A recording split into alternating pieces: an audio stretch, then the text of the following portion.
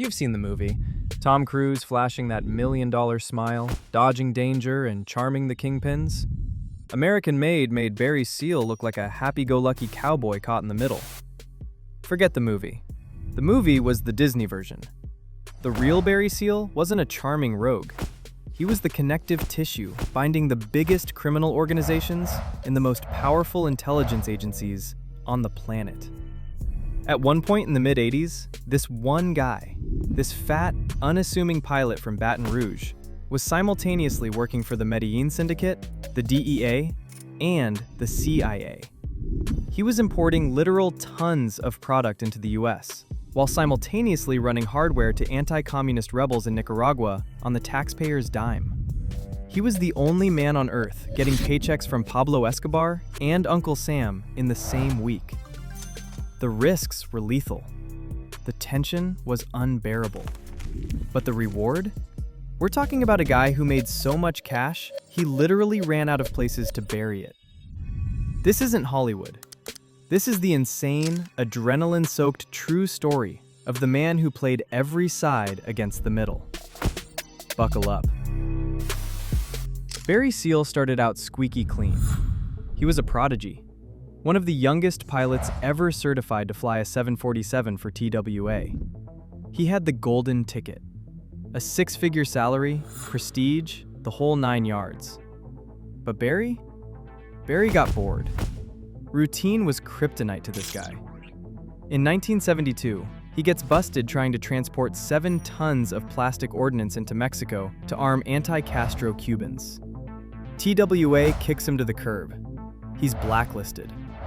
Most people would hit rock bottom. Barry saw an opening. He realizes his skill set, flying low, fast, and under the radar, is in very high demand in a developing market, the green. He starts small, grass. Flying solo runs into the States. The risk is already massive. Federal prison, getting taken out over the Gulf, crashing in the jungle. But Barry is good. He's practically a magician in the cockpit. He can land a twin-engine plane on a driveway in pitch blackness. By the late 70s, the market shifts. The green stuff is bulky. It smells. The profit margins are okay, but not life-changing. Then came the white gold, the powder. Barry gets an introduction that changes history. He meets the Ochoa brothers in Colombia, the founders of the Medellín Syndicate. They have a problem. They are drowning in inventory and can't get it to Miami fast enough. The risk just jumped from federal prison to a permanent disappearance. These guys don't fire you, they erase you. Barry looks them in the eye and says, "I can do it better than anyone else." He wasn't lying. He wasn't stuffing packages in hubcaps. Barry Seal industrialized the smuggling trade. He bought surplus military transport planes. He wasn't bringing in suitcases. He was bringing in pallets. On a single run, Barry Seal could profit $1.5 million. A single run. He was making more money in a weekend than he made in 5 years at TWA. The risk was absolute, but the reward was unimaginable wealth. And he was just getting started. This is where the story goes from crazy smuggler to, how is this real history? Barry needed a base. He chose Mena, Arkansas, a tiny speck on the map. Suddenly, this sleepy town's little airport is busier than O'Hare. Planes are coming in from Colombia in the middle of the night, every night. Barry's operation is so loud, so obvious, it's ludicrous. The tension wasn't just the feds, it was the logistics of success. Barry was drowning in cash. He bought houses, cars, helicopters. He couldn't clean it fast enough. They were stuffing millions into duffel bags and burying them on his property in Baton Rouge. He had closets full of hundreds. It was a logistical nightmare of wealth. Then, the inevitable happens. 1983. Operation Screamer. The DEA finally nails him in Fort Lauderdale. He's looking at 10 years federal time. The party is over. But Barry Seal doesn't do prison. He has a card to play. A card so insane, no one saw it coming. He doesn't just call the DEA to cut a deal. He calls somebody else. Here's the reality the movie glossed over. The CIA and the Reagan White House were obsessed with overthrowing the Sandinista government in Nicaragua. They needed someone who knew the terrain, knew how to fly covertly, and didn't exist on paper. Suddenly, Barry Seal's conviction disappears. Poof.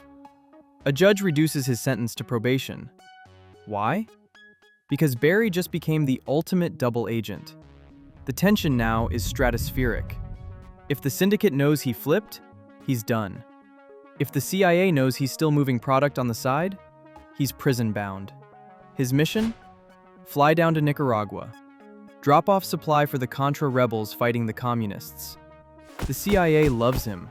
He's an American hero in the shadows. But Barry is Barry. He figures, the plane is empty on the way back. That's inefficient. So, after dropping CIA supplies, he flies to Colombia, loads up with cargo, and flies it back to Arkansas under the CIA's protective umbrella. It is the ultimate high-wire act. The DEA is trying to catch him. The CIA is actively protecting him so he can run logistics. The syndicate thinks he's their golden goose. He is playing three of the most dangerous organizations on Earth against each other, simultaneously, and getting richer off all of them. It was a death wish with a paycheck attached. By 1984, the tension breaks. The house of cards has to fall. The DEA is furious that this massive smuggler keeps walking free. They pressure him. He has to give them something big. The biggest fish of all, Pablo Escobar. The CIA rigs Barry's beloved C-123 transport plane with hidden cameras. The mission? Get photos of the syndicate leaders personally loading the shipment onto a plane destined for the US. It's a fatal sentence if he's caught. He flies to Nicaragua. He lands. The syndicate is there. Sandinista officials are there helping them. Barry triggers the cameras. Click, click, click. He gets the shot. The holy grail of enforcement evidence. Photos linking the Medellín group directly to the Nicaraguan government. The reward? It wasn't money this time. It was political gold. The Reagan administration uses Barry's photos on national television to prove the communist Sandinistas are traffickers. Barry Seal, the smuggler, just became the centerpiece of American foreign policy. But in using the photos, they blew his cover. The leak came from Washington. Suddenly, the whole world, and specifically Pablo Escobar, knew Barry Seal was a snitch. The syndicate put a $500,000 contract on his head. Barry was a marked man. The end wasn't glorious. It wasn't a shootout in the sky. A judge ordered Barry, a man with a cartel hit on his head, to spend his nights at a Salvation Army halfway house in Baton Rouge, unprotected. It was practically an invitation for the enforcers. February 19th, 1986. Barry pulls his white Cadillac into the parking lot. 3 Colombian shooters are waiting.